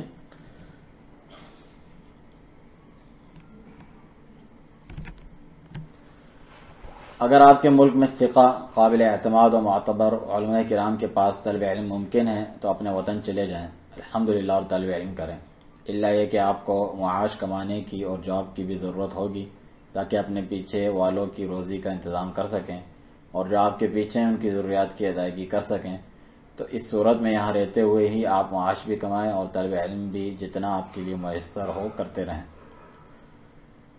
جن گمراہ لوگوں کو یہ موضوع سنوانا تھا وہ تو ایسے دروس میں حاضر ہی نہیں ہوتے۔ یعنی شیخ سے سوال ہوا، سائل کہتا ہے کہ آپ کا اس درس میں کلام بہت اچھا تھا، لیکن جن لوگوں کو یہ موضوع سنانا مقصود تھا وہ تو اس میں حاضر ہی نہیں ہوتے، نہ ہی ان چینلز کو سنتے ہیں، پھر ان تک رسائی کیسے ہو؟ جزاک اللہ خیرن۔ شیخ فرماتے ہیں مجھ پر لازم یہ ذمہ داری نہیں کہ میں ان کو یہاں کھینچ لاؤں اور سنواؤں، میں تو وہی کہتا ہوں جس کا اعتقاد رکھتا ہوں، خواہ وہ حاضر ہوں یا نہ ہوں۔ کیا مسلح خروج کرنے والوں کے خلاف حکمران کا آپریشن سے قبل ان سے مذاکرات کرنا لازم ہے؟ سوال ہوا، داعیان میں سے ایک کہتا ہے کہ جو کوئی بھی ولی امر کے خلاف ہتھیار اٹھاتا ہے تو اس ولی امر کے لیے جائز نہیں کہ اس سے لڑنا شروع کر دیں جب تک اس سے مذاکرات نہ کر لے۔ بس کیا یہ بات اہل سنہ والجماعہ کے منہج میں سے ہیں؟ شیخ فرماتے ہیں مسلمانوں کے ولی امر کے خلاف ہتھیار اٹھانا ہی جائز نہیں ہے، یہ تو خوارج کا طریقہ ہے، وہ لوگ مسلمانوں کے ولاۃ امور کے خلاف اسلحہ اٹھاتے ہیں۔ سوال ہوا یہ کہنا کہ آج ہمیں صحیح بخاری و مسلم کی حافظ ابن حجر اور النووی رحمہ اللہ سے بہتر شرح کی ضرورت ہے۔ میں طلاب العلم میں سے کسی کے ایک درس میں حاضر تھا، اس میں انہوں نے کہا کہ آج ہمیں کسی ایسے کی ضرورت ہے جو صحیحین بخاری و مسلم کی شرح حافظ ابن حجر اور النووی رحمہ اللہ سے بہتر کر سکیں۔ اس کے جواب میں شیخ فرماتے ہیں اگر واقعی کوئی ایسا آئے جو صحیحین کی شرح حافظ ابن حجر اور النووی رحمہ اللہ سے بہتر کر سکتا ہو تو لے کر آؤ اسے، ہمیں تو ایسا کوئی ملا نہیں۔ ہم کہتے ہیں کہ اللہ تعالیٰ کا فضل تو بہت وسیع ہے، یعنی کرنے کو کسی سے اللہ تعالیٰ کروا بھی سکتا ہے، لیکن یہ شخص ایسا کوئی لے کر تو آئے اگر واقعی اپنی بات میں سچا ہے تو۔ سعودی علماء حکام کی منافقانہ تعریف و تائید کرنے والے داعیان۔ شیخ سے سوال ہوا، سائل کہتا ہے بعض داعیان کو ہم دیکھتے ہیں کہ وہ اس وطن اور اس کے علماء سے محبت کا عام طور پر راگ الاپتے رہتے ہیں، لیکن جیسے ہی امت میں کوئی آفت و آزمائش آن پڑتی ہے تو وہ انہی علماء اور حکام کو برا بھلا کہنے اور ملامت کرنے لگتے ہیں اور ان انقلابات کو بابرکت باور کروانے لگتے ہیں اور ان مظاہرات کی تائید کرنے لگتے ہیں۔ اس قسم کے لوگوں کے بارے میں کیا موقف ہونا چاہیے؟ جزاک اللہ خیرا۔ شیخ فرماتے ہیں تو نفاق ہے جو دو رخی ظاہر کرتا ہے، ایک رخ سے مدح و تعریف کرتا ہے جبکہ دوسرے رخ سے مذمت کرتا ہے۔ یہ دو رویا دو چہروں والا انسان ہے اور یہ تمام لوگوں میں سے بدترین قسم ہے، جیسا کہ نبی کریم صلی اللہ علیہ وسلم نے فرمایا تجدون من شر الناس ذا الوجہین، تم تمام لوگوں میں بدترین دو رویے انسان کو پاؤ گے۔ یہ صحیح مسلم کی روایت ہے۔ آگے عنوان ہے تمام گمراہوں کا حکام کی سماع و طاعت وغیرہ سے متعلق احادیث کے بارے میں شبہات پیدا کرنے پہ اتفاق ہے۔ نعوذ باللہ، یعنی سوال ہے کیا وجہ ہے کہ آج بہت سے داعیان فتنہ کا اس بارے میں اتفاق نظر آتا ہے کہ وہ احادیث نبویہ صلی اللہ علیہ وسلم خصوصاً جو ولایت و امامت کے تعلق سے ہیں کے بارے میں شکوک و شبہات پیدا کرتے ہیں، جیسا کہ حدیث ہے کہ حکمران کی سنو اور اطاعت کرو اگرچہ وہ تمہاری کمر پہ مارے اور تمہارا مال چھین لے۔ شیخ فرماتے ہیں وجہ یہ ہے کہ اس بارے میں ان کے خفیہ معاہدے ہیں، کیونکہ ان سب کا مشرب ایک ہی ہے، لہذا اس بارے میں خفیہ طور پہ سب ملے ہوئے ہیں۔ کیا حزبیت بذات ہی حرام ہے؟ سوال ہوا کہ حزبیت بذات ہی حرام ہے یعنی خود یا کسی وجہ سے جائز بھی ہے؟ شیخ فرماتے ہیں کہ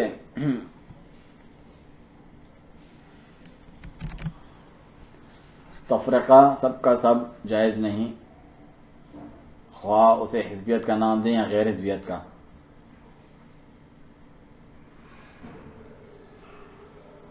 تفرقہ مذموم ہے اور اللہ تعالیٰ نے اور اس کے رسول صلی اللہ علیہ وسلم نے اس سے منع فرمایا ہے، جبکہ اللہ تعالیٰ اور اس کے رسول صلی اللہ علیہ وسلم نے اجتماع کا حکم دیا ہے، لہذا تفرقہ مذموم ہے، خواہ حزبیت کہلائیں اس کے علاوہ کچھ اور۔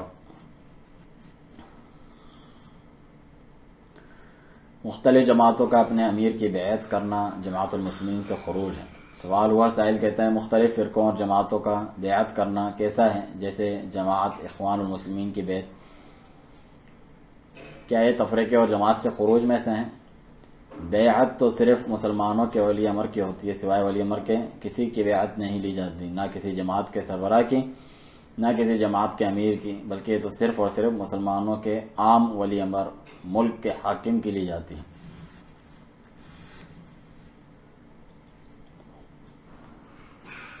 کیا حکمران کو احادیث میں وارد امام المسلمین سمجھے جانے کے لیے امامت کی تمام شرائط کا پایا جانا لازمی ہے؟ سوال یہ ہے، سائل کہتا ہے احسن اللہ علیکم، کیا امامت کی جو شرائط فقہاء کرام نے بیان فرمائی ہیں جیسے علم، عدل اور کفایت وغیرہ، کہ یہ امامت کے کمال کی شرائط ہیں یا اس کی صحت کی شرائط ہیں؟ وجزاکم اللہ خیرا۔ شیخ فرماتے ہیں شرائط حسب امکان ہوتی ہیں، لازم نہیں کہ 100% پائی جائیں، بلکہ حسب امکان جو بہتر سے بہتر ہو۔ موجودہ ممالک میں اہل حل عقد کون کون ہیں؟ شیخ فرماتے ہیں اللہ عالم میں نہیں جانتا۔ بعض علماء کا حکمران پر اعلانیہ رد کرنے کو جائز کہنا۔ سوال یہ ہوا، سائل کہتا ہے بعض علماء حکمران پہ مطلق اعلانیہ انکار کے جائز ہونے کے قائل ہیں، پس کیا ان کی اس سے مراد اعلانیہ انکار اس کے سامنے کرنا ہے یا پھر میڈیا پر، یا پھر کیا مراد ہے؟ شیخ فرماتے ہیں جو ایسا کہتا ہے اسی سے اس کی مراد پوچھیں کہ اس کا اس سے کیا مقصد ہے۔ حکمرانوں کے مظالم پہ صبر اور خفیہ نصیحت آخر کب تک؟ سوال ہوا آخر ہم کب تک حکمرانوں کی طرف سے ہونے والے ظلم سہتے رہیں گے اور آخر کب تک خفیہ نصیحتیں کرتے رہیں گے؟ وجزاکم اللہ خیر۔ جواب میں شیخ فرماتے ہیں جب تک اللہ تعالیٰ آسانی لائے۔ شیخ کے جواب کے علاوہ بھی حدیث موجود ہے۔ نبی کریم صلی اللہ علیہ وسلم نے صحابہ سے فرمایا انکم سترون بعدی اثرۃ فاصبروا حتی تلقونی علی الحوض، صحیح بخاری کی روایت، بے شک تم میرے بعد دیکھو گے کہ ناانصافی پر مبنی ترجیح دیا جانا، تو صبر کرتے رہنا یہاں تک کہ مجھ سے حوض کوثر پر ملاقات کرو، یعنی مرتے دم تک یہ کرنا ہے۔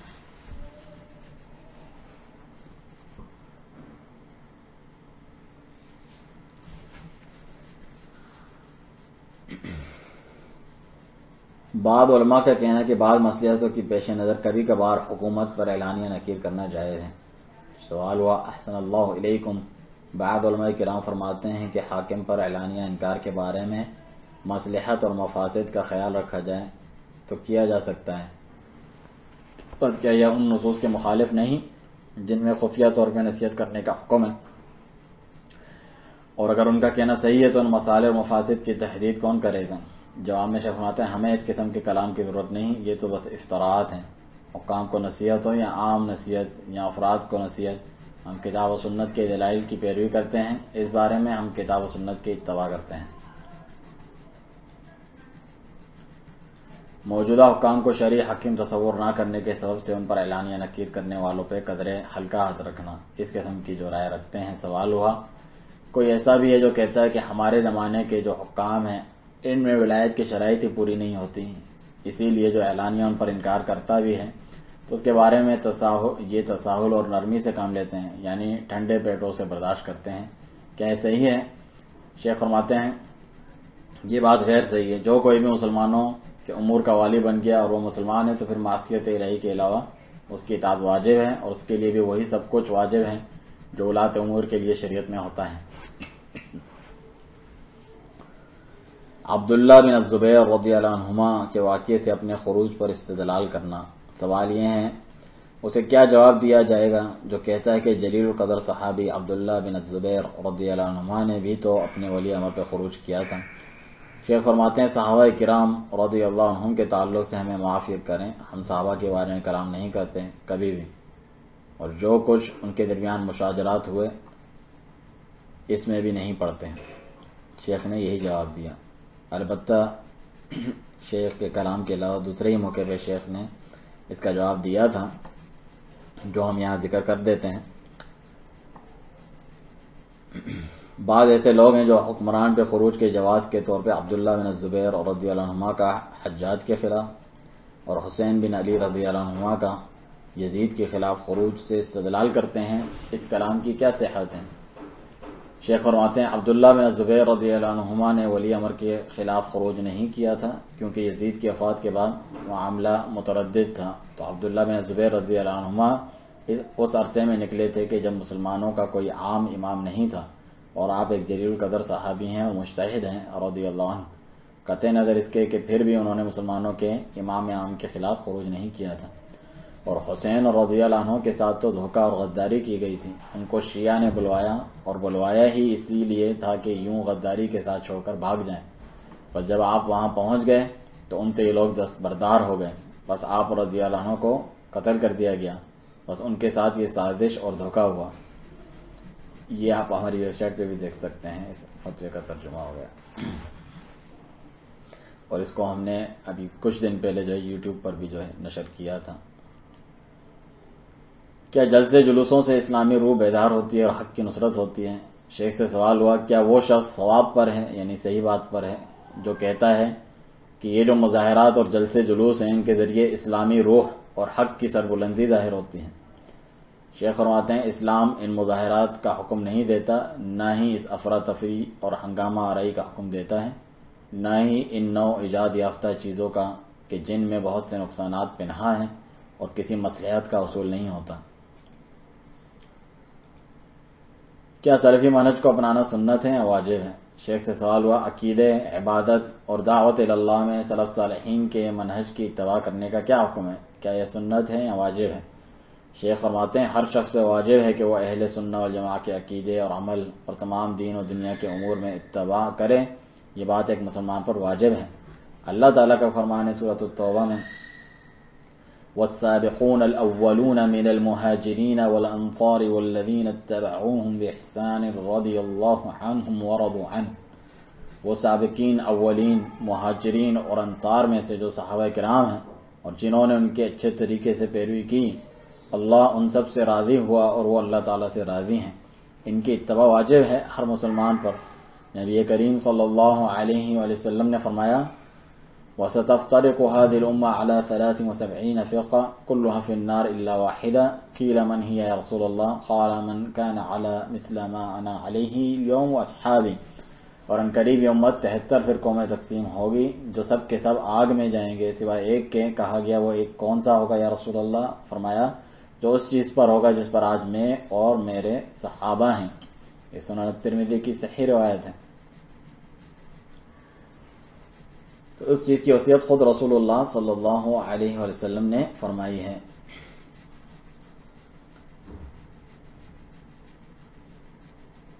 اس بارے میں مزید جاننے کے لیے آپ ہماری شائع کردہ کتاب بھی دیکھ سکتے ہیں جو شیخ صالح الفوزان کی ہی جو کتابیں ہیں سلفیت کی حقیقت اور اس کی صفات و امتیازات، یہ شائع ہو چکی ہیں.